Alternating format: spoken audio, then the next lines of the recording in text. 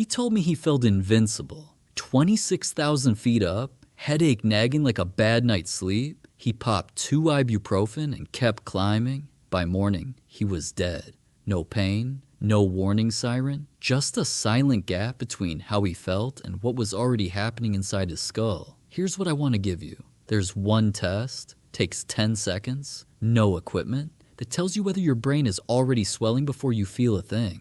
I'll show you what it is. I'll also show you why the route everyone calls safe is the one that buries climbers. But first, what killed him wasn't the mountain. It was the moment he decided to keep going. But passing the altitude test might be the most dangerous thing you do on this mountain, because the moment you feel safe is the moment the ground underneath you becomes the weapon. You've descended 1,000 feet. The headache is gone.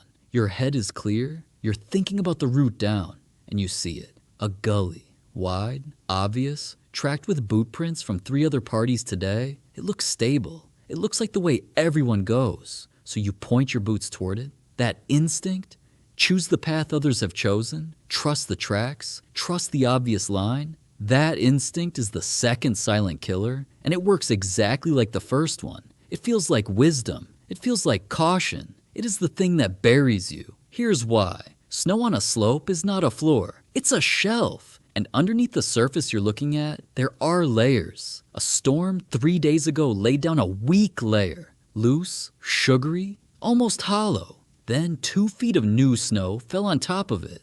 The boot prints you're following, they're sitting on that 2 feet. And that 2 feet is sitting on nothing. The slope angle is 38 degrees.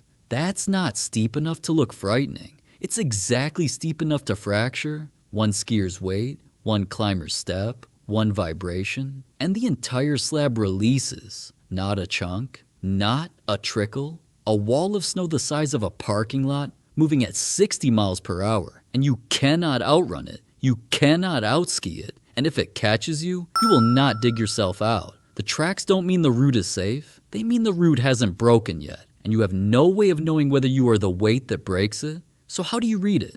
Slope angle. Anything between 30 and 45 degrees is the kill zone. Snowpack. You need to know what fell, when, and what's underneath. Recent weather, warming, wind loading, rapid temperature shifts all destabilize the layers beneath you. And the tracks tell you what other people did. They tell you nothing about what the mountain is about to do. The safe route is the one you can see is safe, not the one that looks safe because others walked it. And if you can't see into the snowpack, if you don't have the data, the only safe action is to abandon the line entirely. Find another way down, a harder line, a slower one, the one nobody's tracking, because the question isn't whether the gully looks stable. The question is, what's underneath it? And if you can't answer that, you're already standing on the weapon. He felt strong. He felt invincible. That's what killed him. Not the mountain, not the cold, not a fall. The silence. HACE doesn't announce itself with sirens. It swells quietly in the skull, compresses the brainstem, and by the time you feel wrong,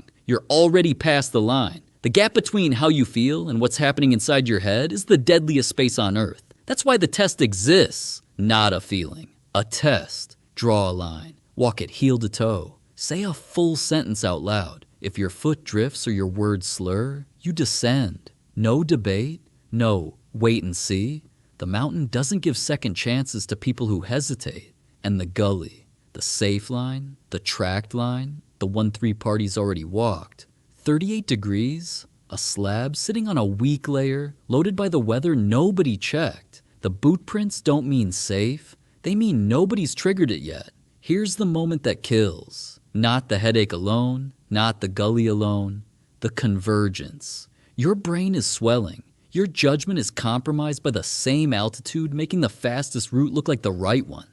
The dead climber pushed through. The dead climber took the gully. The living climber turns around 300 feet from the summit, takes the ugly ridge nobody's loaded, and walks off the mountain alive. The mountain never warned him, but it warns you if you know what to listen for.